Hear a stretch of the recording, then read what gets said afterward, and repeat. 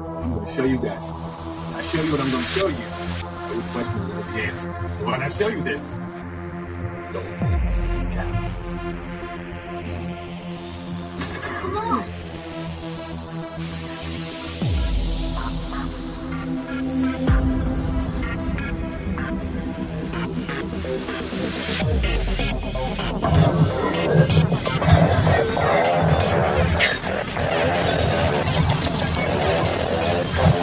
Snow machine. Instead, the plume you see are tiny aerosol particles. It's the first technology in the country to test ways to brighten clouds in an effort to cool the globe. This system is composed of three main components. In these tanks, Jessica Medrado and a group of scientists from the University of Washington's Marine Cloud Brightening Program are mixing salt and water and using a compression system to test if this machine can distribute the right size particles. They say Alameda provides the perfect cloud conditions over the bay. If you make the particles that are too small, they are not going to create the effect that you want in this marine cloud.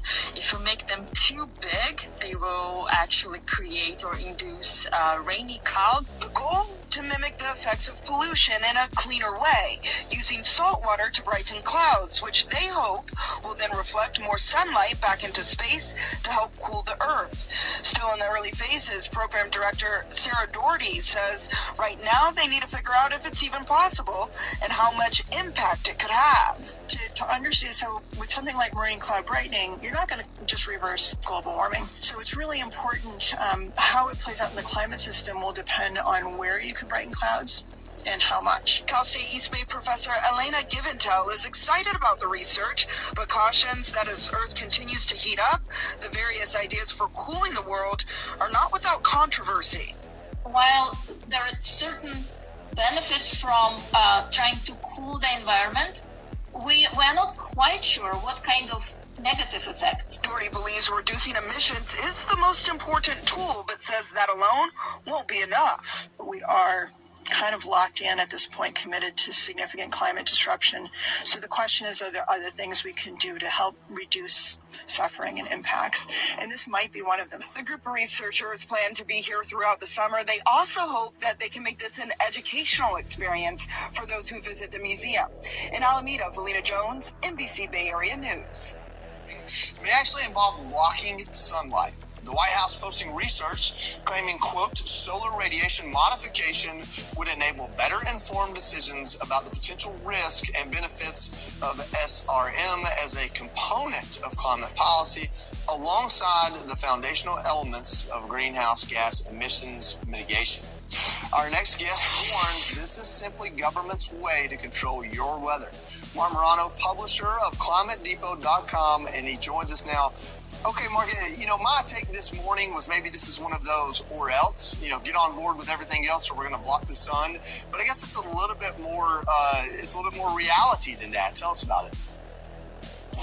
Well, this is actually Bill Gates funding this as well through Harvard University. This is retro 1970s. In the 1970s, they believed that our fossil fuels were creating aerosols, blocking the sun, creating man-made global cooling. So they came up with the same kind of geoengineering solutions back then. They wanted to put black soot on the Arctic to melt it. There was one proposal to use nuclear energy to help loosen the Arctic ice caps because they thought they were growing too much. And John Holdren, back in the Obama administration, also supported this kind of geoengineering, if you will, of the climate. This is radical, risky, unproven, unknown effects, but they're doing it as a sort of lever over us to say now in the Biden administration, kind of like, yeah, we know this is dangerous, we don't know the effects, but darn it, people aren't buying electric cars fast enough, or they're not embracing Green New Deal policies, so we have to risk our entire planet with this insane kind of research. It's basically weather modification. China's been doing it for years. It's another form of what the U.S. government has even been doing. The ABC News meteorologists bragged about the cloud seeding they're doing doing to increase rain or snow and storms, they will control the government will control the weather, and you will be happy. That seems to be the new motto. Yeah, I was just talking to Will about the cloud seeding. He's not sure if he believes it. And I said, listen, it's something they've been trying to do for a while. But on that same topic, if they don't get to block out the sun, they're going to try other, maybe more practical ways, like electric vehicles, pushing those on us. A poll out shows 59% of us oppose phasing out gas cars by 2035. 21% support Biden's policy on this. What's your take on it? Well, this is, I don't think we need a poll to show us these numbers. The American people have voted. Less than 7% of cars are electric vehicle sales in America. And that's despite massive subsidies, massive tax credits, mandates of banning gas-powered cars led by California and 18 other states with trigger laws. They have done everything they can to promote electric cars, and they're more expensive, they have less range, and all they do is increase our dependence on China. It takes fossil fuels to make a car, it takes fossil fuels to recharge the electric cars. It makes no sense. And what they're doing is intentionally creating car shortages by these gas-powered car bans to force us into mass transit. Fighter jet like the Batwing that's shaped like your least favorite animal. But the one part where these movies and most movies like it become pure fantasy is that you could not do it alone. Bruce Wayne and his butler could not build this facility, and they definitely could not maintain it. Tony Stark and a few of his robot friends could not build this workshop and all of the dozens of suits he winds up making. But we won't even count all the people it takes to build this stuff. Like, let's say you just bought a little fighter jet. The question is, how many full-time staff would it take to continuously be Batman, to run the operation? And I think this is actually a really important question, maybe the most important question, and I'll explain why in a moment. But just for example, like the Batwing or Batplane or whatever it's called, you know just from watching movies that for every one plane that's in the air, the Navy or the Air Force or whoever has dozens of specialized crew on the ground. Like it takes a specialized, highly trained crew just to store and transfer the fuel and to do it safely in a way that doesn't accidentally cause an explosion. It takes a completely different, also specialized crew just to load the ordnance and the bullets and the missiles. There's yet a different group of guys that update the software, the avionics. And if something goes wrong with the plane, who works on it depends entirely on what went wrong. The engines alone have something like 20,000 parts. And this same thing applies to everything.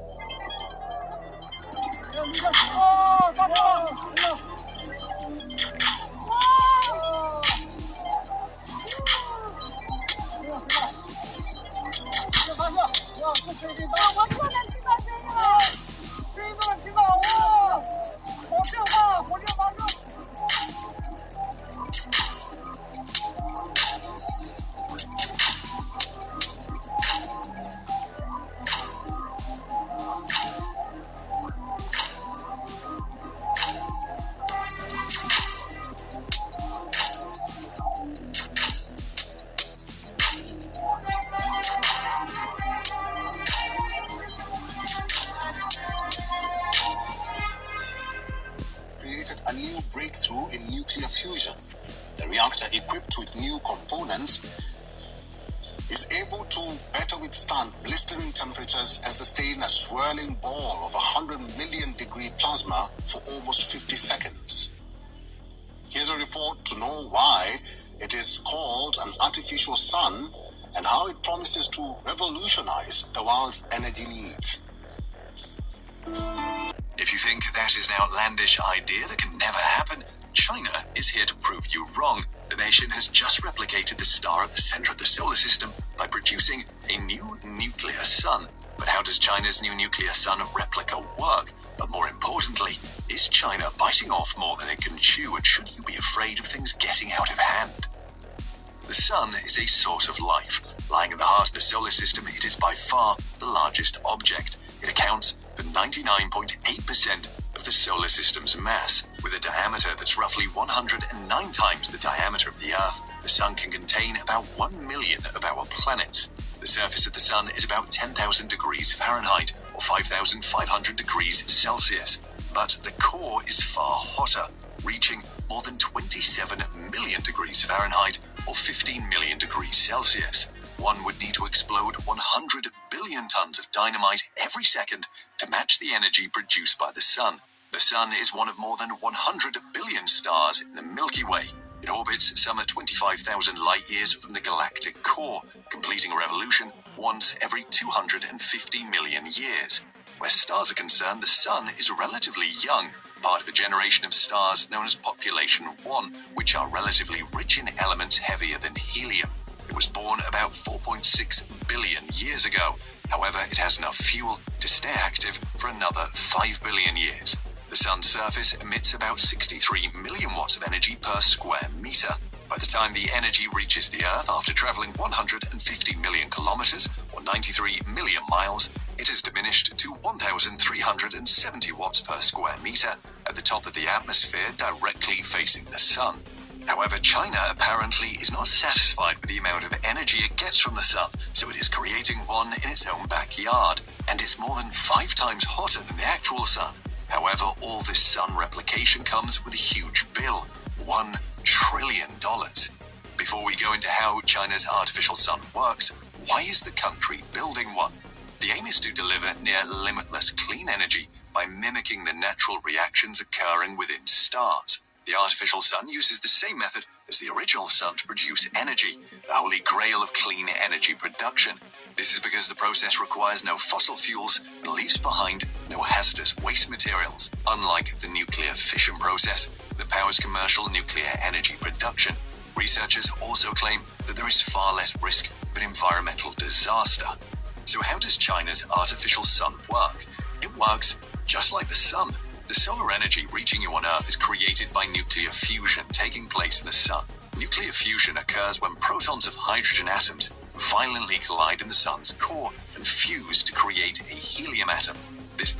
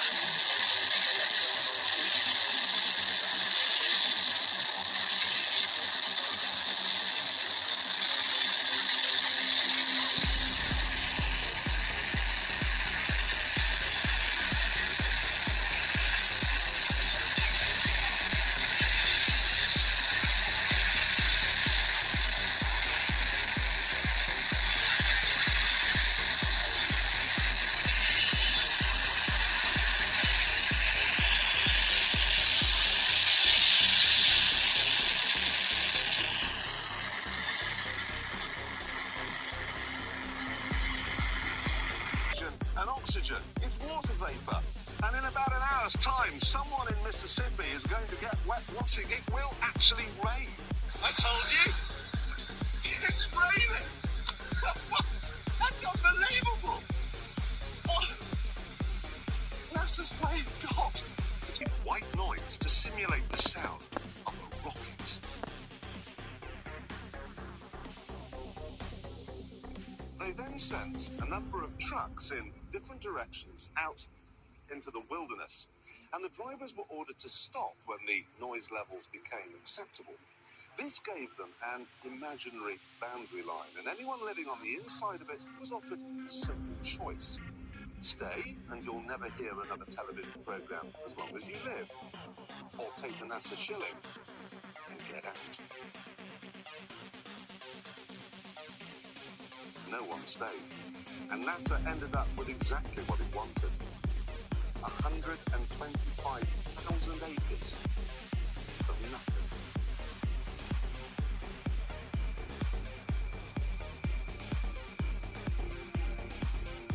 They even had to move 5 cemeteries, because the noise they were planning on making would wake the dead.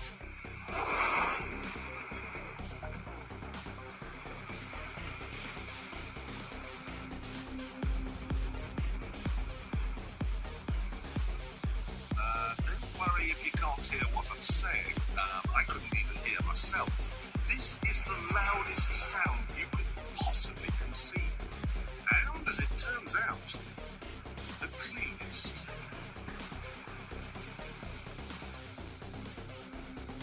Now, the most amazing thing is that cloud up there, which was generated by the engine, is just a mixture of hydrogen and oxygen. It's water vapor. And in about an hour's time, someone in Mississippi is going to get wet watching. It will actually rain.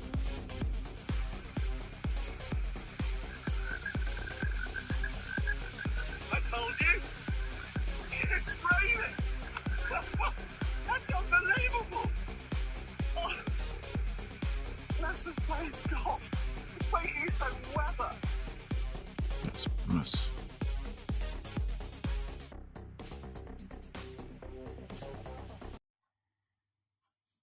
That is a totally new yet authentic recording. Fantastic.